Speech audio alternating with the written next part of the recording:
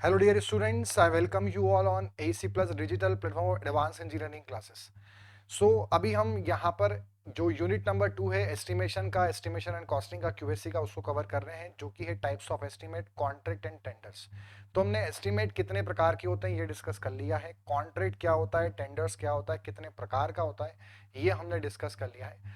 आज के इस सेशन के अंदर हम यहाँ पर स्टार्ट करने वाले हैं कुछ मिसलेनियस टर्म, जैसे कि एडमिनिस्ट्रेटिव अप्रूवल, टेक्निकल अप्रूवल, इनके बारे में डिटेल में अभी हमने नहीं जाना है। देन उसके बाद अदर जो जुरिस्डिक्शन टर्म्स होती हैं, जो किसी भी कॉन्फ्लिक्ट्स के दौरान, किसी भी प्रोजेक्ट में अगर कॉन्ट्रैक्टर ऑनर के बीच में कॉन्फ्लिक्ट्स होते हैं तो क्या क्या मेजर्स लिए जाते हैं, क्या क्या प्रोसेस होती है कॉन्फ्लिक्ट को रिजॉल्व करने की, इन सब चीज़ों के बारे में हम यहाँ पर बात करने वाले हैं। तो आइए स्टार्ट करते हैं हमारे सेशन को। मैं आपको ये बता दूं कि जो भी बच्चे टारगेट सीरीज के थ्रू एईसी यूट्यूब चैनल पर क्लासेस या सब्जेक्ट्स कवर कर रहे हैं, तो strength of material serving complete हो चुका है और अभी जो हमारे ऑनगोइंग सब्जेक्ट है वो 12 बजे एस्टिमेशन कॉस्टिंग, देन उसके बाद में 4 PM पर इन्वायरमेंटल इंजीनियरिंग, 5:30 पर फ्लूइड मैकेनिक्स एंड 6:30 पर रेलवे इंजीनियरिंग चल रहा है। टारगेट सीरीज का पैटर्न इस प्रकार है कि मंडे टू फ्राइडे हम यहाँ पर आपको डिटेल में सभी सब्जेक्ट्स कवर कर रहे हैं। जो भी आपको डाउट आता है आप कमेंट सेक्शन के अंदर डालिए, सैटरडे के दिन हम उसी डाउट को वहाँ पर डिस्कस करेंगे और साथ में काफी सारे क्वेश्चंस को प्रैक्टिस करेंगे जितना हमें कवर किया। तो यानी कि टारगेट सीरीज के अंदर सब्जेक्ट तो कवर हो रहा है, साथ में प्रैक्टिस भी साइड बाय साइड हमारी होती चली जा रही है। और सबसे मेन चीज, संडे के दिन हम एक मैराथन सेशन लेके आते हैं और इस संडे के दिन हम डीडीए जेई के लिए जो प्रैक्टिस क्वेश्चन हैं, जो प्रीवियस क्वेश्चन है, उनका डिस्कशन करेंगे। तो स्टार्ट करते हैं हमारे सेशन को। सबसे पहले मैं आपको यहां पर बता दें कि हमने कई सारे ऐसे टर्म्स पढ़े हैं जिनको अभी हमने डिटेल में नहीं जाना है, तो अब उन्हीं की बारी हमारी आ चुकी है। सबसे पहले यहां पर अब हम पढ़ने चल रहे हैं पहली मिसलेनियस टर्म है एडमिनिस्ट्रेटिव अप्रूवल या एडमिनिस्ट्रेटिव सैंक्शन क्या होता है। तो देखिए, एडमिनिस्ट्रेटिव अप्रूवल और एडमिनिस्ट्रेटिव सैंक्शन को हिंदी में प्रशासनिक मंजूरी भी कहा जाता है और इसका यह मतलब है कि सबसे पहले तो जो एडमिनिस्ट्रेटिव अप्रूवल है ये कब मिलेगा, जब प्रिलिमिनरी एस्टिमेट तैयार किया जाए। प्रिलिमिनरी एस्टिमेट मतलब प्रारंभिक प्राकलन, जो स्टेज 1 एस्टिमेट होता है, स्टेज 1 एस्टिमेट की बेसिस पर एडमिनिस्ट्रेटिव अप्रूवल मिलेगा। और जो इसका मतलब होता है, जब एडमिनिस्ट्रेटिव सैंक्शन मिलता है तो ये जो हायर अथॉरिटी होती है, कंपिटेंट जो डिपार्टमेंट है, कंसर्न डिपार्टमेंट है, जिसका भी प्रोजेक्ट है, जैसे मैंने कई बार बताया कि अगर रोड प्रोजेक्ट है अर्बन एरिया में तो पीडब्ल्यूडी रिस्पॉन्सिबल है, अगर रूरल एरिया में हम बात करें तो आरईएस डिपार्टमेंट है। तो जो डिपार्टमेंट है उनके जो हाई अथॉरिटी होती हैं, जो डायरेक्टर जनरल होते हैं या जो मिनिस्टर्स होते हैं, उनका ये अप्रूवल होता है कि हाँ इस प्रोजेक्ट पर, मतलब उसमें गवर्नमेंट की मोहर लग जाती है। और इसका ये मतलब नहीं होता कि प्रोजेक्ट को स्टार्ट किया जाए, इसका मतलब सिर्फ ये होता है कि डिटेल्ड एस्टीमेट तैयार किया जाए। जब डिटेल्ड एस्टीमेट तैयार हो जाएगा तब इस प्रोजेक्ट के बारे में सोचेंगे। प्रिलिमिनरी एस्टीमेट से जो हमें आइडिया लगा है कि कितना इसमें कॉस्ट लग सकती है, उतना फंड अवेलेबल है तो इस प्रोजेक्ट को अंडरटेक किया जा सकता है, गवर्नमेंट इस प्रोजेक्ट को इनिशिएट कर सकती है। बट एक बार डिटेल्ड एस्टीमेट आ जाए, क्लियर कट और आइडिया कंफर्मेटरी हो जाए कि हाँ इतना ही लगभग एस्टीमेट कॉस्ट जाने वाली है, तो फिर इस प्रोजेक्ट की टेंडरिंग या कॉन्ट्रैक्ट प्रोसेस और एग्जीक्यूशन उसका स्टार्ट कर देंगे। तो एडमिनिस्ट्रेटिव अप्रूवल का सिर्फ ये मतलब होता है कि जो हायर अथॉरिटी है वो अपनी मंजूरी दे देती है कि हाँ इसको स्टार्ट किया जा सकता है, कर दें स्टार्ट, ये इसका मतलब नहीं, किया जा सकता है ये इसका मतलब है। कौन करता है इसे, जो कंपिटेंट अथॉरिटी या जो गवर्नमेंट होती है, जो ऑनर्स होते हैं, जो गवर्नमेंट के लिए रिस्पॉन्सिबल वहां पे ऑफिसर्स हैं, वो इसमें अपनी वहां पे मंजूरी देते हैं। और इसमें सबसे मेन चीज है एडमिनिस्ट्रेटिव अप्रूवल के अंदर कि यहां पर जब भी एडमिनिस्ट्रेटिव अप्रूवल मिलेगा तो नेक्स्ट जो स्टेज है कि वो हमें डिटेल्ड एस्टिमेट बनाना है, यानी स्टेज 2 एस्टिमेट बनाना है। So administrative approval means the formal acceptance, ठीक, formal acceptance by the competent authority or any higher department on the or the honour to execute any particular project. किसी भी project को start करने के लिए जो कंपिटेंट अथॉरिटी, रिस्पॉन्सिबल डिपार्टमेंट है या हायर अथॉरिटी है या जो गवर्नमेंट है, उसकी मोहर लग जाना कि हाँ उसको हम फॉर्मली एक्सेप्ट करते हैं, उनका एक फॉर्मल एक्सेप्टेंस लेटर मिलना कि हाँ इस प्रोजेक्ट को स्टार्ट किया जा सकता है। क्लियर। और इसका सिर्फ यही मतलब होता है, indicates for the preparation of detailed estimate, कि जो स्टेज 2 एस्टीमेट है वो किया जाए। और एडमिनिस्ट्रेटिव अप्रूवल किस बेसिस में मिलता है? जब हम स्टेज 1 एस्टीमेट बना लेते हैं उसके बेसिस पे मिलता है। इसमें सबसे मेन बात ध्यान रखना, जो एग्जाम में पूछ सकते हैं, एडमिनिस्ट्रेटिव अप्रूवल कभी भी रिपेयर या मेंटेनेंस वर्क के लिए रिक्वायर्ड नहीं होता है, क्योंकि रिपेयर मेंटेनेंस वर्क का एस्टीमेट तभी किया जाएगा जब कोई भी प्रोजेक्ट ऐसा हो जो पब्लिक प्रोजेक्ट हो। प्राइवेट बिल्डिंग के लिए तो कोई रिपेयर मेंटेनेंस के लिए तो कोई एस्टीमेट बनेगा नहीं। किसके लिए बनेगा? पब्लिक प्रोजेक्ट के लिए बनेगा। कोई ब्रिज है, कोई फ्लाईओवर है, कोई नेशनल हाईवे है, ठीक है। तो यहां पर ऐसी कंडीशन में रिपेयर मेंटेनेंस तो कंपल्शन वर्क है, उसके लिए किसी से पूछने की जरूरत नहीं है, तो उसके लिए सीधे डिटेल्ड एस्टीमेट ही बनेगा और उसके लिए सीधे टेक्निकल अप्रूवल लेंगे, उसके लिए एडमिनिस्ट्रेटिव अप्रूवल नहीं लिया जाएगा। तो ये ध्यान रखना है कि जो रिपेयर मेंटेनेंस वर्क आते हैं उनमें एडमिनिस्ट्रेटिव अप्रूवल नहीं होता, उनका स्टेज 1 एस्टीमेट भी नहीं होता। इसका मतलब उनमें जो भी रिपेयर मेंटेनेंस वर्क है उसमें सीधे annual repair and annual maintenance estimate बनता है या स्पेशल रिपेयर एस्टीमेट बनता है, और उसी बिहाफ पर टेक्निकल अप्रूवल लिया जाता है और फिर प्रोजेक्ट को एग्जीक्यूट किया जाता है। नेक्स्ट आता है टेक्निकल अप्रूवल। इसको हिंदी में हम बोलते हैं तकनीकी मंजूरी, टेक्निकल अप्रूवल और टेक्निकल सेक्शन। ये कौन देगा? जो भी हर डिपार्टमेंट का हायरार्की होती है, मैंने आपको बताया, सबसे ऊपर होता है एडमिनिस्ट्रेटिव विंग, उसके बाद होता है टेक्निकल विंग, और यहां पर होता है फाइनेंस विंग। इनका काम होता है फंड अलोकेशन, बिल्स वगैरह को चेक करना, बिल्स को पास करना, ये सारी चीजें, जो भी एम्प्लॉयज है उनकी सैलरी को डिस्ट्रीब्यूट करना। टेक्निकल जो विंग है उसमें chief engineer, then superintendent, then executive, then assistant, then junior engineer. जो सारे एस्टीमेट है वो कौन बनाएगा? असिस्टेंट इंजीनियर और जूनियर इंजीनियर। तो जो एडमिनिस्ट्रेटिव अप्रूवल है वो ये देंगे, ये एडमिनिस्ट्रेटिव अप्रूवल देंगे। जब ये स्टेज 1 एस्टीमेट बनाएंगे जूनियर इंजीनियर, असिस्टेंट इंजीनियर, तो एडमिनिस्ट्रेटिव अप्रूवल ये देंगे और प्रोजेक्ट स्टार्ट किया जा सकता है। अब ये जब स्टेज 2 एस्टीमेट बनाएंगे यानी डिटेल्ड एस्टीमेट बनाएंगे, तो ये यहां नहीं जाएगा, ये इनके पास जाएगा और ये उसमें चेक करेंगे कि जो एस्टीमेट बना है वो सही है या नहीं, कुछ गलत तो नहीं है, कोई वर्क छूट तो नहीं रहा है, वो फ्लॉस तो नहीं है, और वो प्रिलिमिनरी के आसपास है या नहीं है। और अगर है तो फिर ये यहां से टेक्निकल अप्रूवल या टेक्निकल सैंक्शन देंगे, टीएस देंगे। So AS and TS, it is a formal acceptance of detailed estimate by technical competent authority, technical department, जो technical wing है। टेक्निकल अप्रूवल का मतलब ये कि हाँ, अब प्रोजेक्ट को आप फाइनली स्टार्ट कर सकते हो, उसकी टेंडरिंग प्रोसेस चालू करो, उसका कॉन्ट्रैक्ट अरेंजमेंट चालू करो, और जो भी लोवेस्ट बिडर आता है उसको कॉन्ट्रैक्टर बनाओ और प्रोजेक्ट को स्टार्ट करो। ये टेक्निकल अप्रूवल का मतलब है। टेक्निकल अप्रूवल का मतलब है प्रोजेक्ट स्टार्ट करो। नेक्स्ट उस पर आते हैं। यहां पर आपको यह ध्यान रखना है इसमें कि जब हम वर्क की बात करते हैं तो वर्क भी 3 प्रकार के होते हैं। एक होता है पेटी वर्क, मतलब छोटे मोटे काम, मिसलेनियस काम। कोई भी प्रोजेक्ट है तो वो 3 प्रकार से डिवाइड किया जाता है। एक तो पेटी काम हो जाते हैं, दूसरा होता है माइनर वर्क, तीसरा होता है मेजर वर्क। अब कैसे इनको डिस्क्रिमिनेट करें? तो जो इंडियन स्टैंडर्ड है उन्होंने अपना क्लासिफिकेशन कुछ टाइम पहले तक ऐसा बनाया था कि अगर कोई भी प्रोजेक्ट है और उसकी जो लागत है वो 20,000 से कम की है तो उसे पेटी कार्य बोलेंगे, और अगर 20,000 से 1 लाख के बीच में है तो उसे माइनर कार्य बोलेंगे, और अगर 1 लाख से भी ज्यादा है तो उसे मेजर वर्क बोलेंगे। ठीक है, तो ये हो गया पेटी, माइनर, मेजर। मतलब पेटी में क्या आएगा? कोई डिसमेंटलिंग एक्टिविटी है, जंगल की साफ सफाई, रोड की साफ सफाई, सरफेस क्लीनिंग, सरफेस ड्रेसिंग, जंगल क्लियरेंस वगैरह वगैरह, डिसमेंटलिंग वर्क, अर्थ वर्क, ऐसी कुछ चीजें इसमें आएंगी, साफ सफाई वाले काम। ठीक है, कोई रिपेयर मेंटेनेंस वाले वर्क हो गई, ये सब। वहीं पर अभी जो नई डेफिनेशन है थोड़ी सी चेंज हो गई है। अगर जो भी वर्क है उसकी जो लागत आ रही है, जो एस्टिमेटेड कॉस्ट है किसी प्रोजेक्ट की, वो 50,000 तक है तो वो पेटी कार्य में जाएगा। 50,000 से अगर मान लीजिए वो 2 लाख के बीच में है तो वो माइनर में जाएगा, और 2 लाख से भी ऊपर है तो मेजर है। अब एग्जाम में ये पूछा जाता है, अगर आपको ऑप्शन देख के यहाँ पे टिक करना पड़ेगा, है ना। वैसे दोनों ऑप्शन एक साथ नहीं होंगे। जो भी कार्य 20,000 तक है वो पेटी, 20 से 1 लाख माइनर, और 1 लाख से ऊपर मेजर।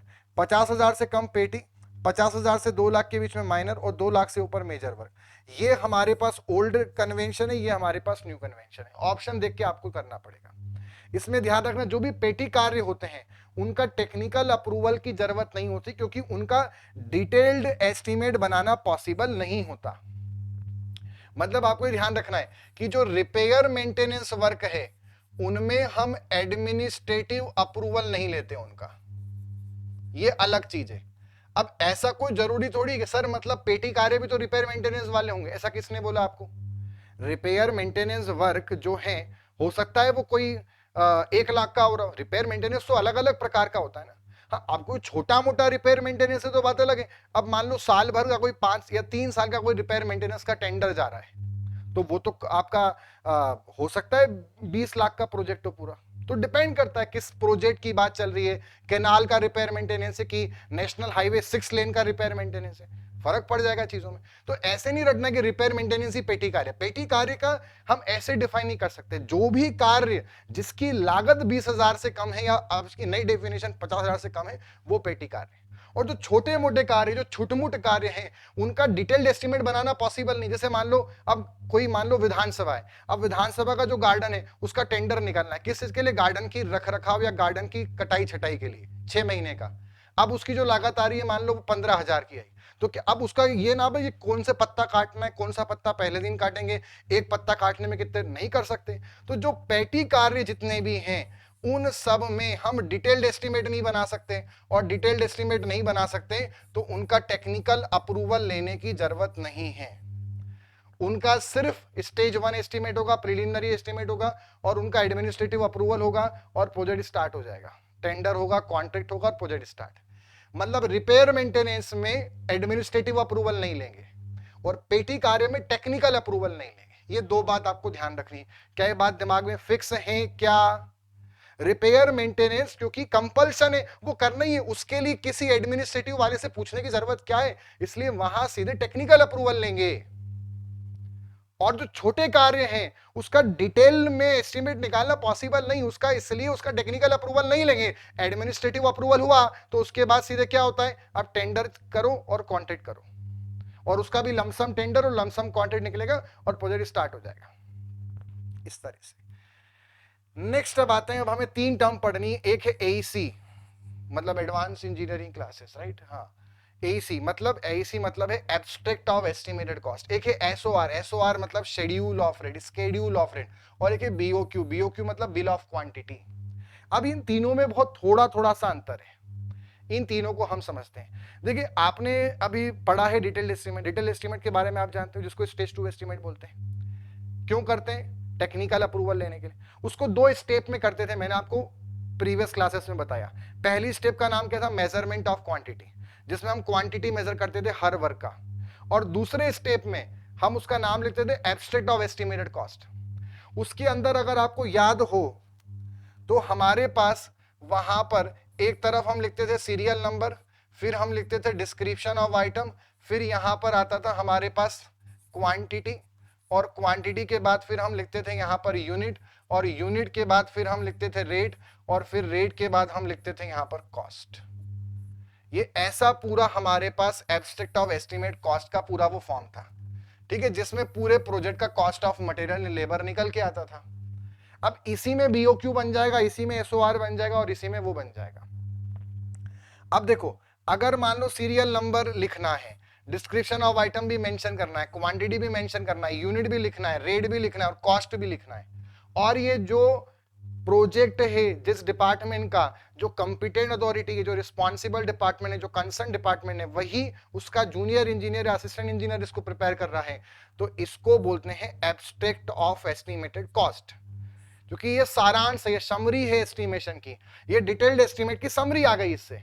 यहां पर अलग अलग वर्क का जोड़ते जाएंगे, मान लो 20-30 कार्य सबका जोड़ लेंगे, लास्ट में सबको सम कर देंगे तो कॉस्ट ऑफ मटेरियल लेबर आ जाएगा। उसमें contingency, work charge establishment, lump sum item, contractor profit सब जोड़ देंगे तो फाइनली हमारी डिटेल्ड एस्टिमेशन की मदद से एस्टिमेट कॉस्ट आ जाएगी, है ना? वो हम आगे समझेंगे क्या क्या उसमें जोड़ेंगे, वो बात की बात है।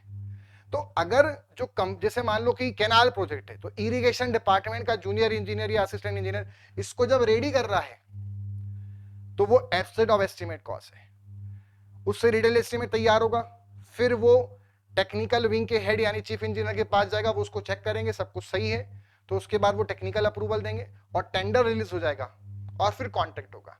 मतलब एईसी की मदद से टेंडर और कॉन्ट्रैक्ट अरेंज होते हैं। अब वहीं पर अगर मान लो सीरियल नंबर हम लिखा रहने दें इसके बाद की, अब जब इसके बेसिस पर टेंडर अरेंज होगा तो अब टेंडर के अंदर आपको पता है कि एनआईटी आता है, नोटिस इनवाइटिंग टेंडर, उसमें बहुत सारे कुछ पेजेस होते हैं जिसमें specification, opening date, closing date, other terms condition, specification सब होता है। उसमें एक चीज होती है, एक पेज होता है उसमें, ऐसा जितने मान लो ये एईसी 4-5 पेज का है तो सेम एईसी वाला रहेगा, बट उसमें सीरियल नंबर होगा, डिस्क्रिप्शन होगा, क्वांटिटी होगा, यूनिट होगा, रेट मेंशन नहीं होगा, रेट पूरा ब्लैंक छोड़ देंगे। ऐसा नहीं कि हटाना है, खाली छोड़ देंगे उसको, और कॉस्ट को भी ब्लैंक छोड़ देंगे। मैं ये नहीं बोल रहा हूं कि ये कॉलम ही नहीं रहेगा, ये रहेगा रेट पर ब्लैंक रहेगा, और ये एनआईटी के अंदर जो डिपार्टमेंट वाले लोग हैं वो डाल देंगे। अब मान लो 4 कंपनी टेंडर भर रही हैं, तो वो चारों इस फॉर्म को भरेंगे, उनको ये सब पहले से लिखा मिलेगा, वो सिर्फ यहां पर उनका रेट जो उनको लगता है उस कार्य के लिए वो लिख देंगे और कॉस्ट कैलकुलेट कर देंगे, और जिनकी फाइनल जो कॉस्ट आएगी सबसे कम आएगी वो हमारा लोवेस्ट बिडर होगा, और उसे हम कॉन्ट्रैक्ट अवार्ड कर देंगे, वो कॉन्ट्रैक्टर बन जाएगा। तो ये जो है ये बीओक्यू है, मतलब एईसी की मदद से डिटेल्ड एस्टिमेट तैयार होता है और बीओक्यू की मदद से कॉन्ट्रैक्ट अरेंज होता है। इससे कॉन्ट्रैक्टर मतलब दूल्हे को ढूंढना चाहता है, दूल्हा समझते हैं ना, हाँ दूल्हा कौन है, कॉन्ट्रैक्टर, दूल्हे को जिससे ढूंढेंगे वो बीओक्यू है, ठीक है। और शादी की जो पत्रिका है वो ढूंढने के पहले, शादी की पत्रिका बनाने से पहले जो घर में एक रफ कागज पे सब तामझाम, किस दिन क्या होगा, किस दिन मंडप है, किस दिन पूजन है, किस दिन फेरे होंगे, वो सब जिसमें लिखा जा रहा है, सारी चीजें, कितने लोग आएंगे, वो सब ये है। तो दूल्हे को लाने की प्रक्रिया में जो बनाया गया वो एसी, और दूल्हे को जिससे ढूंढा जाएगा वो बीओक्यू है।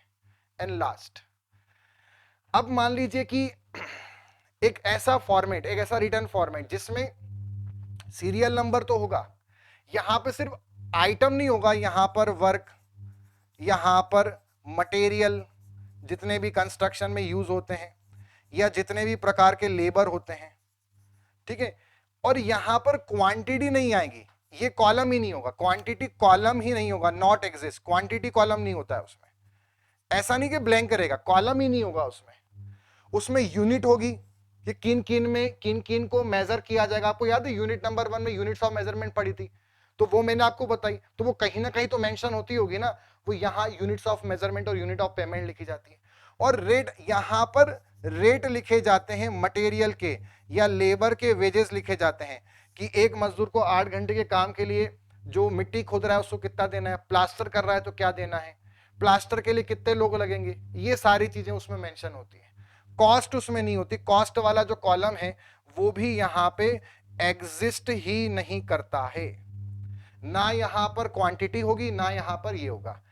एक ऐसा रिटर्न फॉर्मेट जिसके अंदर किसी भी कंस्ट्रक्शन प्रोजेक्ट में लेबर, मटेरियल, वर्क, उनके स्पेसिफिकेशन, लेबर के वेजेस, लेबर किसी भी प्रोजेक्ट में किसी भी कार्य में कितने कितने लेबर्स लगते हैं, टूल्स एंड प्लांट का क्या रेट होगा, क्या रेंट होगा एक डे का, वहीं पर आपके जो सीमेंट है तो एक बोरी सीमेंट कितने की आएगी, ये सारे रेट लिखे होते हैं। ये जो है ये सीपीडब्ल्यूडी के ऑफिसर्स रेडी करते हैं, और ये जो फॉर्मेट है इसको एसओआर कहा जाता है, यानी स्केड्यूल ऑफ रेट, जो कि होल ओवरऑल इंडिया का होता है। तो इंडिया का हर डिपार्टमेंट इसको रेफर कर सकता है, जो सीपीडब्ल्यूडी पब्लिश करेगा हर 3 साल में रिवाइज करता है, हम पढ़ चुके हैं। वहीं पर हर डिपार्टमेंट का भी अपना अलग अलग एसओआर हो सकता है, ठीक। तो आई होप आपको ये समझ में आया होगा। मतलब एईसी क्या है, abstract of estimate cost, the total cost of each item on the work is calculated from the quantity computed in detailed measurement. Quantity निकाल दें और फिर उससे हर एक आइटम का रेट निकालेंगे, ठीक है, जो एसओआर में रेट मेंशन होगा उससे ये टेबल तैयार होगी। द रिटर्न फॉर्मेट, इस प्रोसीजर का जो रिटर्न फॉर्मेट है उसे एईसी बोलते हैं। It is prepared by competent authority, और इसका पर्पस क्या है, टेक्निकल अप्रूवल प्राप्त करना, इससे डिपार्टमेंट के लोग करेंगे। अब ये क्या है, शेड्यूल ऑफ रेट, ये डॉक्यूमेंट है जो सीपीडब्ल्यूडी पब्लिश करती है या कोई भी कंसर्न डिपार्टमेंट, जहां पे रेट्स या लेबर के वेजेस लिखे जाते हैं, units of measurement, units of payment लिखे जाते हैं। और ये एईसी के जैसा है, बट इसमें जो क्वांटिटी है और साथ में एक और चीज है, रेट तो होगा, क्वांटिटी होगा, बट इसमें एक और चीज है, एक और चीज क्या नहीं होगी, कॉस्ट, जिसमें क्वांटिटी और कॉस्ट मेंशन ही नहीं होता, होता ही नहीं, एग्जिस्ट ही नहीं होता है, वो होगा ही नहीं, बस रेट्स होंगे और यूनिट्स होंगी और मटेरियल, लेबर, हर चीज के बारे में और स्पेसिफिकेशंस होंगे, कोई कार्य को करना कैसे है। Next BOQ, bill of quantity, it is included in NIT। ये AEC के जैसा है, बट इसमें कॉलम जो है, वो जो जगह है रेट और कॉस्ट की, वो होगी तो जरूर, बट वो ब्लैंक होगी। ऐसा नहीं कि वो एग्जिस्ट नहीं करेगा, वो ब्लैंक छोड़ देंगे। और ये कौन फिल करेगा? जितने भी वो शादी करने के लिए लोग आएंगे वो करेंगे, और इसके मदद से हम दूल्हा ढूंढेंगे, मतलब लोवेस्ट बीडर। चल आगे बढ़ते हैं। अब नेक्स्ट आता है, अब जब प्रोजेक्ट मान लो चालू हो गया, तो अब कुछ ऑनर होता है। ऑनर जो होता है, जो प्रोजेक्ट करा रहा है, जो गवर्नमेंट है, उसको फर्स्ट पार्टी बोलते हैं। वहीं पर जो कॉन्ट्रैक्टर उसको एग्जीक्यूट करता है, उसको सेकंड पार्टी बोलते हैं। और अगर प्रोजेक्ट छोटा है तो यही दो लोग होते हैं, एक कंपीटेंट अथॉरिटी होगी, वो भी है ऑनर साइड ही। और कई बार अगर मान लो बड़ा प्रोजेक्ट है और चांसेस लग रहे हैं, तो एक थर्ड पार्टी होती है। इन तीनों के बीच में वर्क अलाइन होता है। और जो थर्ड पार्टी होती है, वो थर्ड पार्टी होती है कंसल्टेंट बॉडी। कंसल्टेंट एक सिंगल आदमी भी हो सकता है, कोई बहुत जाना माना उस एरिया का, या कोई एक बड़ी कंपनी भी हो सकती है, और ग्रुप ऑफ पर्संस भी हो सकते हैं। अब जब अभी कंसल्टेंट को साइड में रखते हैं, अब मान लो कि जब ऑनर और कॉन्ट्रैक्टर के बीच में काम चल रहा है, और बीच काम के दौरान उनके बीच में क्या हो गया, उनके बीच में झगड़े हो गए, कॉन्फ्लिक्ट्स हो गए, बिल्कुल हो जाते हैं, ये तो नॉर्मल सी बात है। दो लोग घर में रह रहे हैं तो हो जाते हैं, तो बड़े बड़े प्रोजेक्ट में हो भी सकते हैं। अब जब कॉन्फ्लिक्ट्स होंगे, अब ऐसे केस में कोई भी दो पर्सन के बीच में हो रहा है, कॉन्ट्रैक्टर की टीम में किसी में हो गया, ऑनर कॉन्ट्रैक्टर के बीच में हो गया, कंसल्टेंट कॉन्ट्रैक्टर के बीच में हो गया, तो ऐसे में क्या होता है, अगर आप 90 के बच्चे हों तो आपने पुराने सीरियल देखे होंगे, ऐसे कुछ, क्योंकि सास भी कभी बहू थी, कसौटी जिंदगी, ऐसे बहुत सीरियल आते थे अलग अलग। मैंने तो नहीं देखे, खाली ऐसे बता रहा हूँ। तो सीरियल में आपने देखा होगा, जनरली एकता कपूर ऐसा कुछ नया ड्रामा लेके आती थी कि मैं इस पर मान हानि का मुकदमा ठोक रही हूँ तुलसी, ऐसा कुछ आते थे। मैं इस पर मान हानि का मुकदमा, इसने मेरे सम्मान की हानि की। ऐसा ही जब फील्ड पे होता है रियल लाइफ में, जैसे मान लो कोई भी व्यक्ति है, उसने आपका पैसा नहीं चुराया, बट अगर उसने आपके दिमाग का चेन चुरा लिया। क्या चुराया? चेन चुराया, सुना है ना गाना, चेन चुराया मैंने, किसने हो सनम, वैसे ही वाला कुछ। अगर किसी व्यक्ति ने आपका पैसा नहीं चुराया, बट आपका लॉस किया, किसका लॉस किया? मेंटल हेल्थ का। फिजिकल वेल्थ का लॉस नहीं, मेंटल हेल्थ, मानसिक तनाव आपको दिया, तो इस प्रकार की हानि को टॉर्ट कहा जाता है। TORT। टॉर्ट को ऐसे याद रखना, देखो, टॉर्ट मतलब हम सोम के अंदर पढ़ते हैं, मैकेनिक्स में पढ़ते हैं, डिस्टॉर्शन, डिस्टॉर्ट। टॉर्ट मतलब कोई चीज, कोई पोजीशन, डिस मतलब चेंजेस, आपकी पोजीशन, आपकी स्थिति को गड़बड़ाई करी उसने, ठीक। Loss in the mental health of a person or a property due to some circumstances, not directly related, ये पैसे से संबंधित नहीं है। हाँ, हो सकता है कि अगर आपकी हेल्थ खराब होगी तो आपका इनकम या आपकी ग्रोथ मार्केट में कम हो जाएगी। जैसे अगर आपने सुना होगा, अभी हिंडेनबर्ग जो आया था, उसने अडानी के ऊपर किया, तो अडानी का इससे क्या हुआ? पैसा तो गया, वो तो कम हुआ, बट उसने अडानी पे क्लेम किया, उसने अडानी की कारें नहीं चुराई, उसने अडानी का जहां बैंक बैलेंस है वहां से पैसे, उस पे पैसे नहीं चुराए, उसने अडानी पे कुछ केस लगा दिया।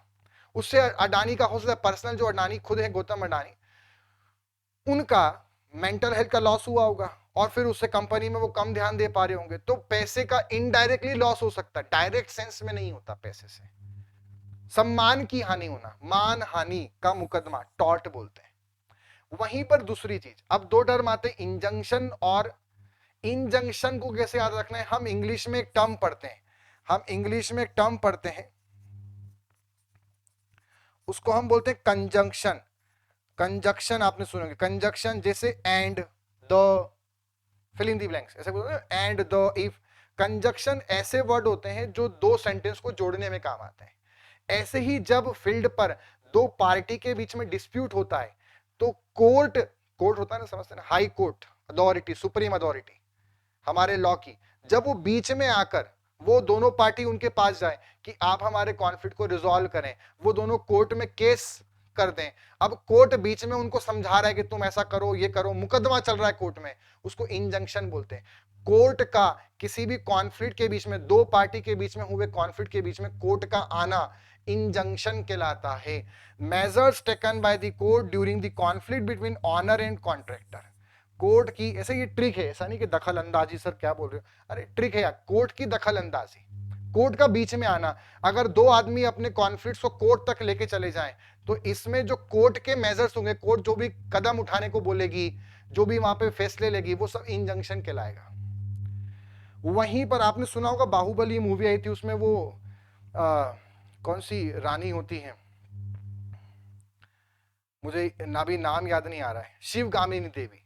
तो शिवगामिनी देवी बोलती है कि मेरा वचन ही है मेरा शासन, ऐसे कुछ बोलती है ना, मेरा वचन ही है मेरा शासन। तो ऐसे ही जब कोर्ट बोले कि हमारा वचन, वचन मतलब डिसीजन, ऐसे याद रखना, रिसीजन से कैसे याद रखना, ट्रिक बता रहा हूं, रिसीजन से याद रखना डिसीजन, शिवगामिनी देवी का डिसीजन, मेरा वचन ही है मेरा शासन।